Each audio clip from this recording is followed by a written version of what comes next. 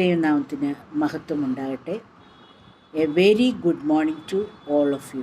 ഒരിക്കൽ കൂടെ കർത്താവിൻ്റെ സന്നിധിയിൽ ലോകരുടെ മധ്യത്തിൽ ഈ ദാസിക്ക് ഒരു പുതിയ ചാൻസും കൂടെ കർത്താവ് ഒരുക്കിയിരിക്കുന്നതിനാൽ ദൈവത്തിന് നന്ദി പറയുന്നു. ഇന്ന് നമുക്ക് ധനത്തിനെക്കുറിച്ച് ചിന്തിക്കാം. ധനവും ബൈബിളും, അതിൻ്റെ മധ്യത്തിൽ ദൈവം എന്താണ് നമ്മളോട് പൈസ എങ്ങനെ കൈകാര്യം ചെയ്യണം, പൈസയെക്കുറിച്ച് ബൈബിളിൽ എന്താണ് പറഞ്ഞിരിക്കുന്നത് എന്ന് നോക്കാം. അത് നമുക്ക് പ്രോവേർബ്സ് സദൃശവാക്യങ്ങളിലും അതുപോലെ സങ്കീർത്തനങ്ങളിലും അതിൻ്റെ വേഴ്സസ് പറഞ്ഞിട്ടുണ്ട്. നമുക്കതൊന്ന് വായിച്ച് ചിന്തിക്കാം. അത് ഞാൻ സങ്കീർത്തനങ്ങൾ 62-ാം അധ്യായത്തിൽ അതിൻ്റെ 10-ാം വാക്യം ഒന്ന് നോക്കാം. പീഡനത്തിൽ ആശ്രയിക്കരുത്, കവർച്ചയിൽ മയങ്ങിപ്പോകരുത്. സമ്പത്ത് വർദ്ധിച്ചാൽ അതിൽ മനസ്സ് വയ്ക്കരുത്. ശരിക്കും ഈ പൈസ അല്ലെങ്കിൽ മണി എന്ന് പറയുന്നത് നമുക്ക് ഈ ലോകത്ത് ജീവിക്കാൻ വേണ്ടിയിട്ടുള്ള ഒരു മാധ്യമമാണ്. പൈസ കൈകാര്യം ചെയ്ത് നമ്മൾ ഓരോന്ന് വ്യവഹാരം ചെയ്യുമ്പോൾ നമുക്ക് ഈ ലോകത്ത് ജീവിക്കാൻ സാധിക്കും. അപ്പോൾ ആ പൈസ വർദ്ധിച്ചാൽ അതിൽ മനസ്സ് വയ്ക്കരുത് എന്നാണ് ബൈബിൾ പറയുന്നത്. അതുപോലെ തന്നെ നമുക്ക് എന്താണ് പൈസയോ കഴിഞ്ഞും നമുക്ക് വേണ്ടത്, അതായത് പ്രോവേർബ്സ് 15-ാം അധ്യായം ഒന്ന് വായിക്കാം. പ്രോവേർബ്സ് 15-ാം അധ്യായം അതിൻ്റെ 16-ാം വാക്യം. സദൃശവാക്യങ്ങൾ 15-ാം അധ്യായം അതിൻ്റെ 16. ബഹുനിക്ഷേപവും അതിനോടുകൂടെ കഷ്ടതയും ഉള്ളതിനേക്കാൾ യഹോവ ഭക്തിയോടുകൂടെ അല്പധനമുള്ളത് നന്ന്. ഇംഗ്ലീഷ് ഒന്ന് വായിക്കാം. Better is little with the fear of the lord than great treasure and trouble there with.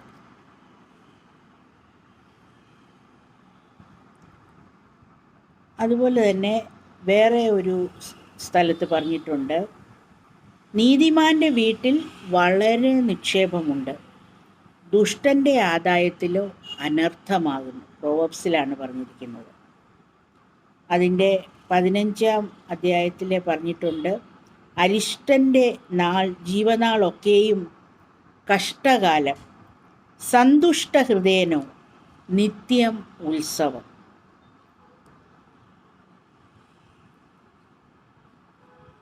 പിന്നെ നമ്മൾ വായിച്ചാൽ പ്രോവേർബ്സ് 30-ൻ്റെ 8-9 വായിച്ചാൽ, വ്യാജവും ഭോഷ്കും എന്നോട് അകറ്റണമേ, ദാരിദ്ര്യവും സമ്പത്തും എനിക്ക് തരാതെ നിത്യവൃത്തി തന്ന് എന്നെ പോഷിപ്പിക്കണമേ.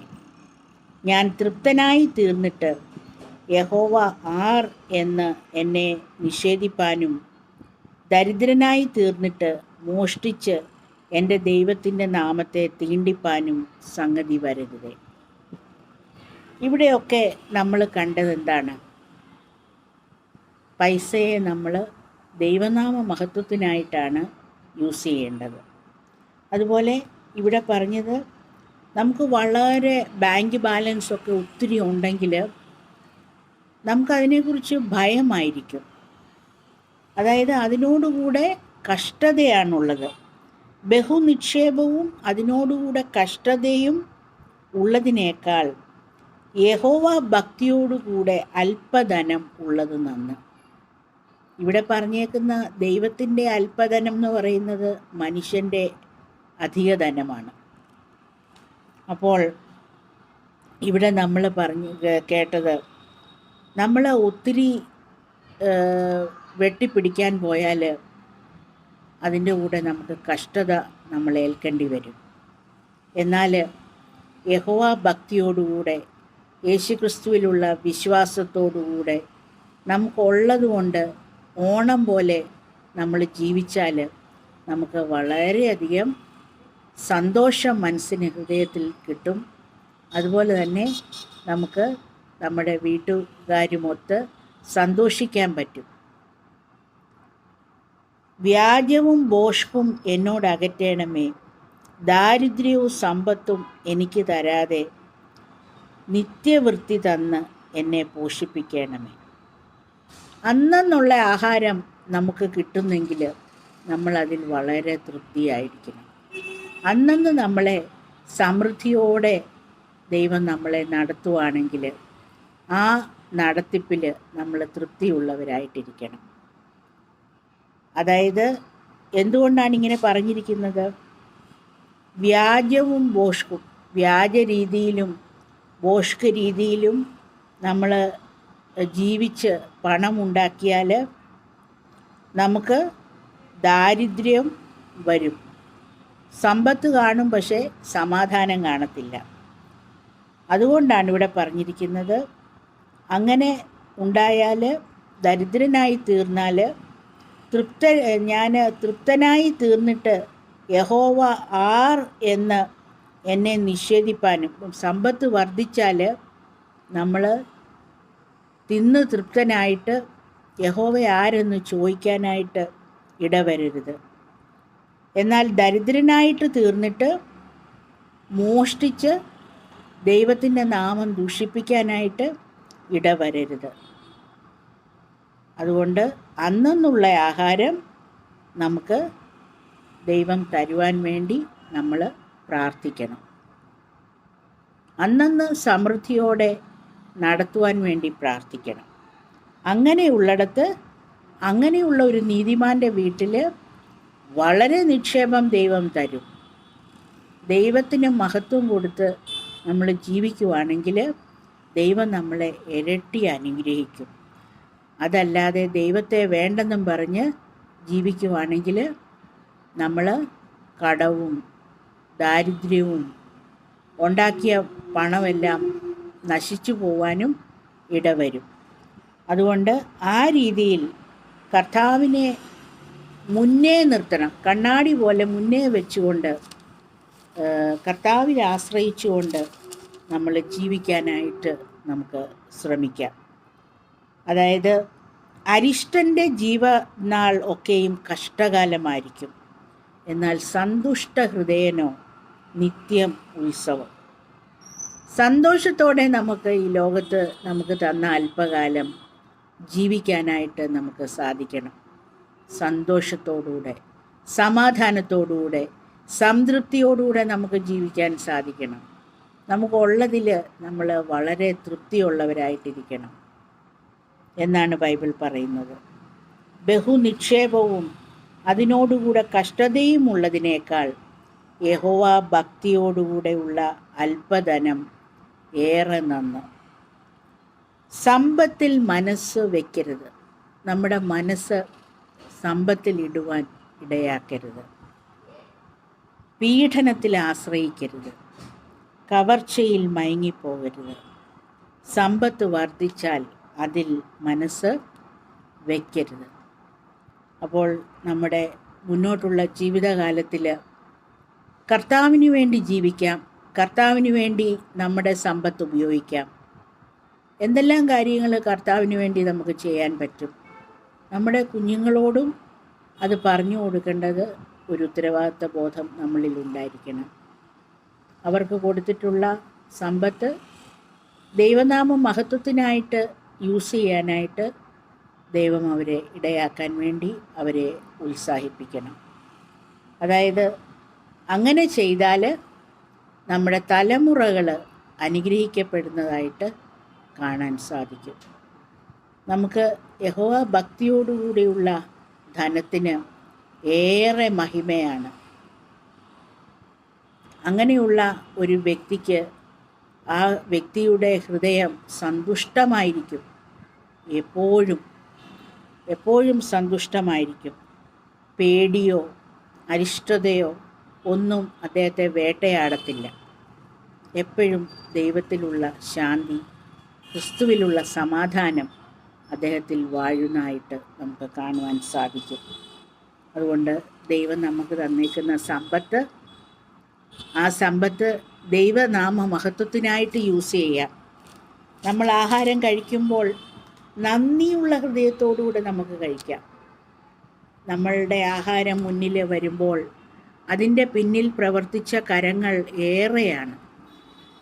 ദൈവമുണ്ട്, ഫാമേഴ്സുണ്ട്, ഹോൾസെയിലേഴ്സുണ്ട്, റീറ്റെയിലേഴ്സുണ്ട്, അത് കുക്ക് ചെയ്ത ആളുണ്ട്, വിളമ്പിയ ആളുണ്ട്. എത്ര പേരുടെ കൈകൾ പ്രവർത്തിച്ചിട്ടാണ് നമുക്കൊരാഹാരം നമ്മുടെ വായിൽ വരുന്നത്. അപ്പോൾ നമ്മൾ നന്ദിയുള്ള ഹൃദയത്തോടുകൂടെ അത് ഭുജിക്കണം. അതുപോലെ നമുക്ക് ദൈവം തരുന്ന സമ്പത്ത്, ആ സമ്പത്ത് കൊണ്ട് എന്തൊക്കെ ചെയ്യാൻ പറ്റും. പണ്ട് അമ്മ പഠിപ്പിച്ചൊരു കഥയുണ്ട്. അതായത് ഒരു പിതാവിന് 3 മക്കളുണ്ടായിരുന്നു. ആ മക്കൾക്ക് കുറച്ച് പണം കൊടുത്തു. എന്നിട്ട് 3 മുറികൾ കൊടുത്തു. 3 മുറികൾ കൊടുത്തിട്ട് അവരോട് പറഞ്ഞു, ഈ മുറി നിങ്ങൾക്ക് ഇഷ്ടമുള്ളത് കൊണ്ട് നിറയ്ക്കാൻ പറഞ്ഞു. അതിൽ ഒരാൾ ആ മുറിയിൽ കുറേ കച്ചി വാങ്ങിച്ച് നിറച്ചു, ഒരാൾ കുറേ പഞ്ഞി വാങ്ങിച്ച് നിറച്ചു. ഇളയയാൾ ഒരു മെഴുകുതിരിയും ഒരു തീപ്പെട്ടി, ഒരു മാച്ച് ബോക്സും വാങ്ങിച്ചു.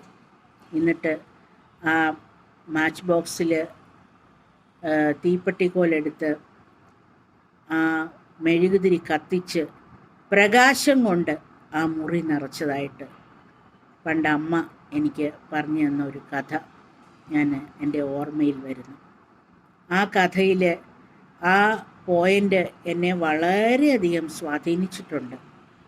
ഇന്നെനിക്ക് ഈ രീതിയിൽ ദൈവവചനം ലോകത്തോട് അറിയിക്കാനായിട്ട് ദൈവത്തെ അറിഞ്ഞ് മുന്നോട്ട് വന്നപ്പോൾ ദൈവവചനത്തിൻ്റെ പ്രകാശം ഈ ലോകം മുഴുവൻ പരത്തുവാനായിട്ട് ദൈവം എന്നെ ഉപയോഗിച്ചുകൊണ്ടിരിക്കുന്നു.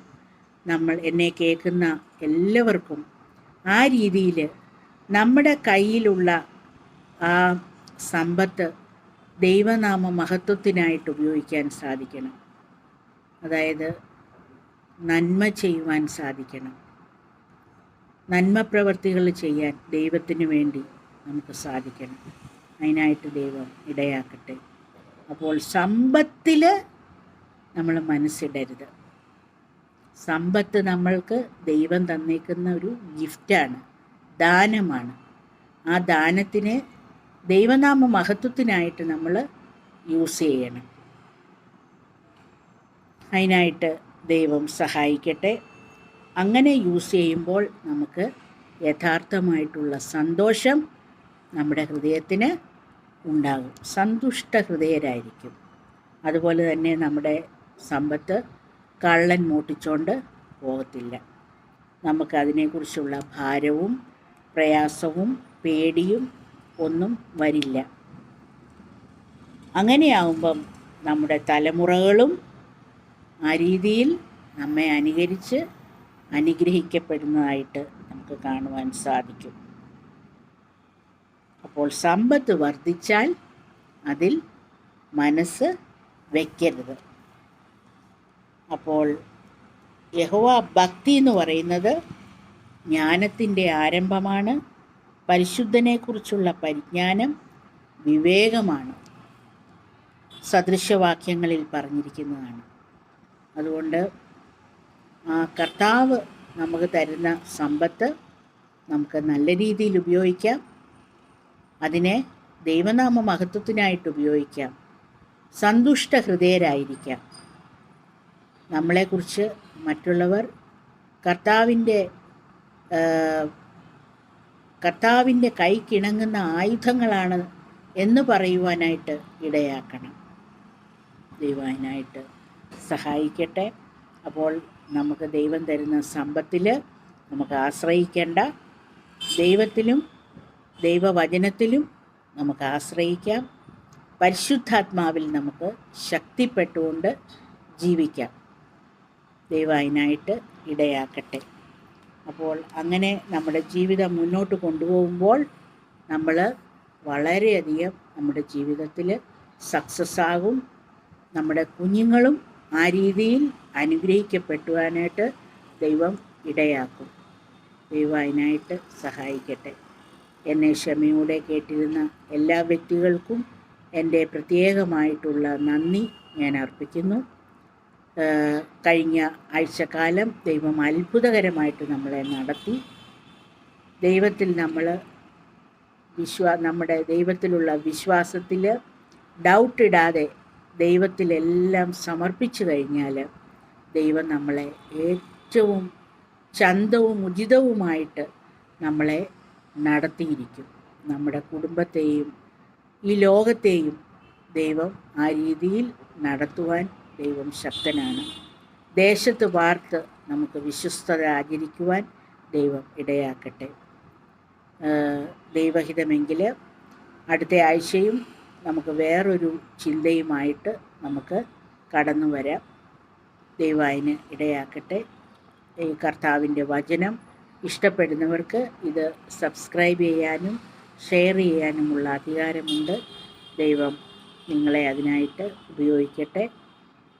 അതായത് ആ പിതാവിൻ്റെ ഇളയ മകൻ ചെയ്തതുപോലെ നമ്മുടെ കയ്യിൽ ഒരു തിരുനാളമുണ്ടെങ്കിൽ ആ തിരുനാളത്തിൻ്റെ വെളിച്ചം നമ്മളെ ചുറ്റും പ്രകാശിപ്പിക്കുവാനായിട്ട് നമുക്ക് സാധിക്കണം.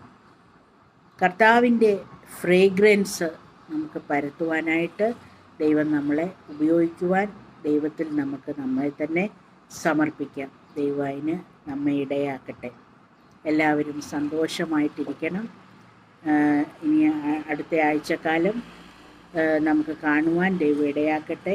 അതുവരെയും എല്ലാവിധത്തിലുള്ള ആപത്തുകൾ, അനർത്ഥങ്ങൾ, ദോഷങ്ങൾ, ശാപങ്ങൾ, ദുഷ്ടജന്തു, ദുഷ്ടമനുഷ്യൻ, ദുഷ്ട അണു, എല്ലാവിധത്തിലുള്ള ദുഷ്ടകളിൽ നിന്നും ദൈവം രക്ഷിക്കാനായിട്ട് ശക്തനായിരിക്കാൻ കർത്താവിന് നന്ദി പറയാം.